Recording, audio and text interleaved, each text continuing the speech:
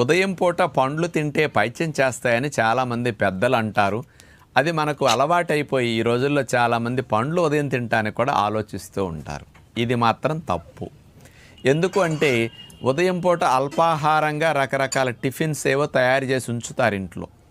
పిల్లలు ఏదో ఆకలిస్తున్నది అది తయారయ్యే లోపని టేబుల్ మీద పండ్లు కనపడితే చకచక ఇవి తినేస్తారనుకోండి. వీటితోనే కడుపు నిండిపోయి మళ్ళీ వాళ్ళు వండిన టిఫిన్లు తినరని, పళ్ళు తిని వెళితే మధ్యాహ్నం దాకా ఆకలి వేసేస్తుంది, నీరసం వచ్చేస్తుంది, ఉండలేడు. కాబట్టి వీడికి పండ్లు తింటే పైత్యం వస్తుంది అని అంటే పండ్లు తింటాం మానేసి ఇంట్లో అమ్మలు వండిన టిఫిన్నే తింటారని పిల్లలకి అవి తినిపించి పండ్లు తినకుండా ఉదయం పూట అల్పాహారంలో ఉండటం కొరకు ఇలా చెప్పిన మాయ మాటే తప్ప అందులో యథార్థం కాదు.